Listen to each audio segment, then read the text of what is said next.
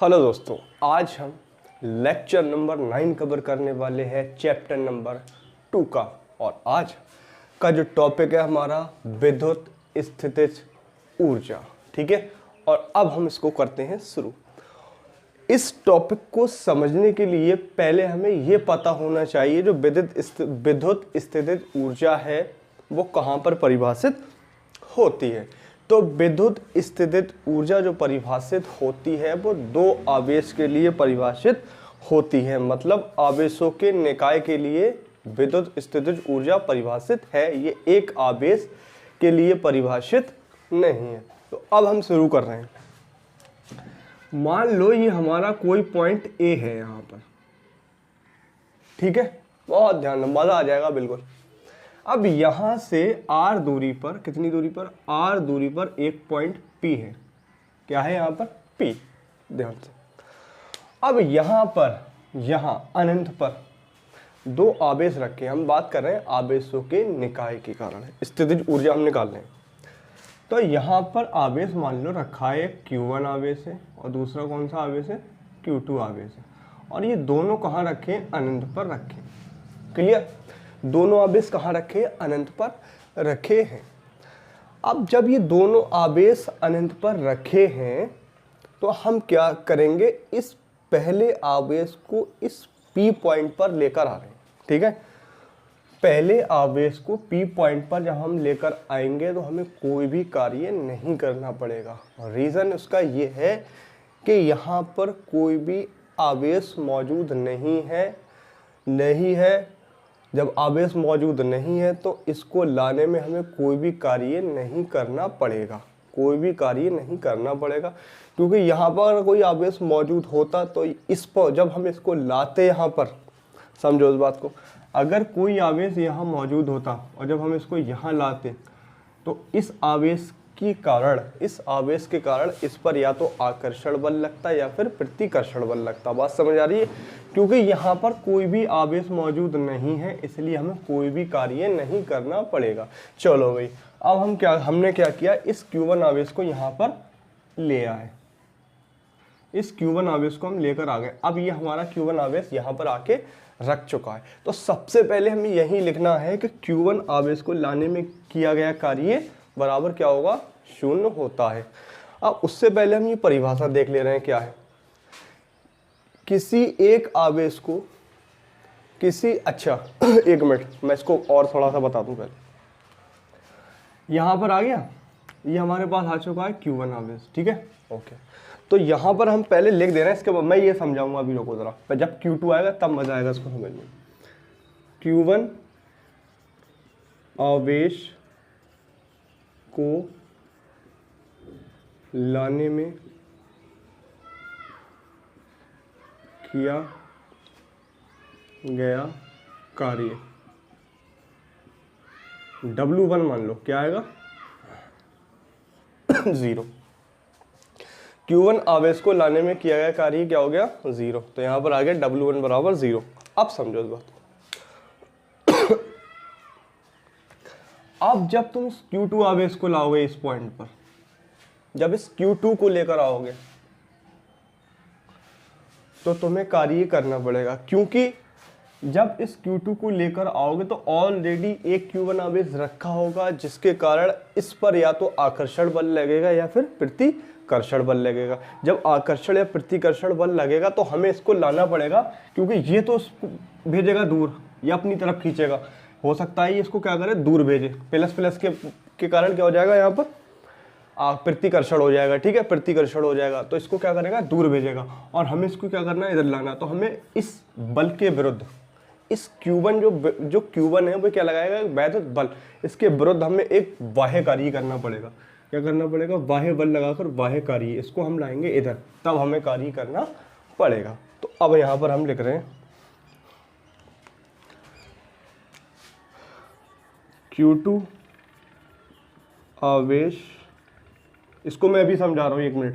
Q2 आवेश को लाने में किया गया कार्य W2 मान लो इसको, W2।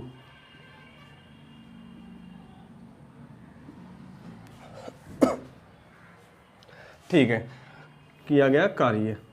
अब भाई यहाँ पर आप जरा सोचते हैं पहले, अगर यहाँ पर Q1 आवेश आ गया तो बिंदु आवेश के कारण हमने विभव पढ़ा है, इस A से मतलब इस P से R दूरी पर 1.2, इस A से R दूरी पर एक पॉइंट P है और यहाँ पर आवेश क्या है Q1। तो अगर हम विभव निकालेंगे तो क्या आएगा K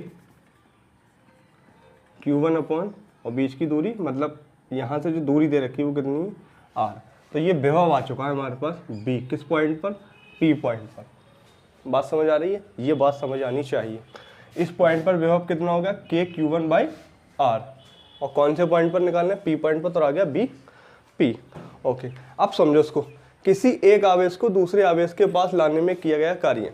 किसी एक आवेश को दूसरे आवेश के पास हम देखो Q2 को लेकर आए किसके पास, Q1 के पास। तो यही लिखा है, किसी एक आवेश को दूसरे आवेश के पास लाने में किया गया कार्य विद्युत स्थितिज ऊर्जा के रूप में क्या हो जाता है, संचित हो जाता है।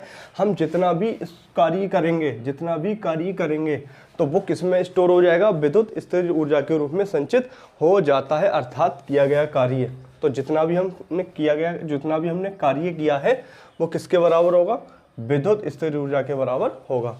तो ये हो गया हमारा विद्युत स्थितिज ऊर्जा और ये हो गया किया गया कार्य। ठीक है, तो हम निकाल रहे हैं Q2 आवेश को लाने में किया गया कार्य। अब Q2 आवेश को जब तुम ला रहे हो तो देखो भाई हमारे पास फॉर्मूला है B बराबर W कौन सा कार्य करोगे, Q2 कार्य कर रहे हैं। ठीक है, कौन सा कार्य कर रहे हैं, Q2 कार्य कर रहे हैं। अब Q2 कार्य किसके लिए कर रहे हो, Q2 आवेश के लिए कार्य कर रहे हो। ठीक है, कर रहे हो नहीं कर रहे हो। और किस पॉइंट पर इसको ला रहे हैं, BP पर ला रहे हैं। तो विभव में हमारा क्या होगा, BP। अब BP की वैल्यू हमारे पास ये दे रखी है, BP की वैल्यू कितनी दे रखी, K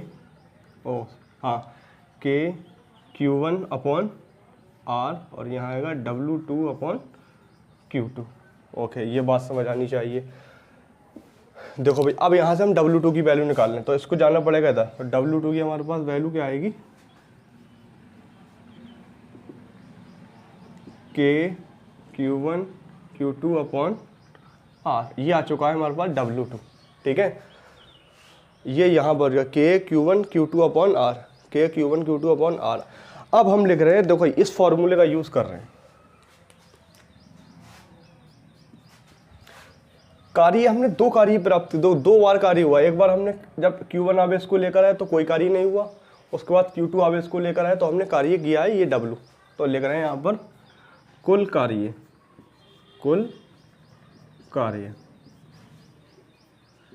W1 plus W2, W1 plus W2। W1 कितना दे रखा है, 0, तो यहाँ पर आ जाएगा 0। W2 कितना आ गया, K Q1 Q2 upon R। और हमने लिखा है जो किया गया कार्य होता है वो किसके रूप में, किसके बराबर होता है, वो स्थितिज ऊर्जा के बराबर होता है। तो अब यहाँ पर हम लिख सकते हैं डेल्टा U। अब डेल्टा U को फॉर्मूला जानते हो, डेल्टा U का क्या होता है, U final minus U initial. U final minus U initial. U final initial मतलब प्रारंभ में इसकी स्थितिज ऊर्जा क्या आती, 0।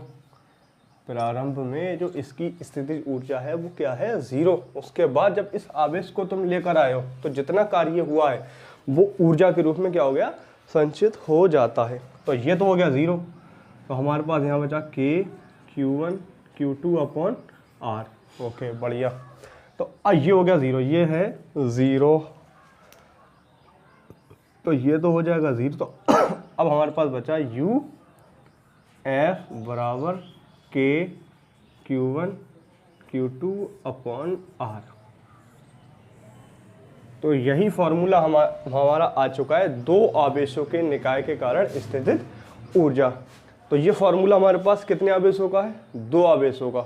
दो आवेशों के निकाय के कारण स्थितिज ऊर्जा ये हमारी आ चुकी है। तो आई होप दोस्तों ये वीडियो आपको बहुत अच्छी समझ आई होगी, और समझ आई है तो वीडियो को लाइक करके चैनल को सब्सक्राइब करना ना भूलें।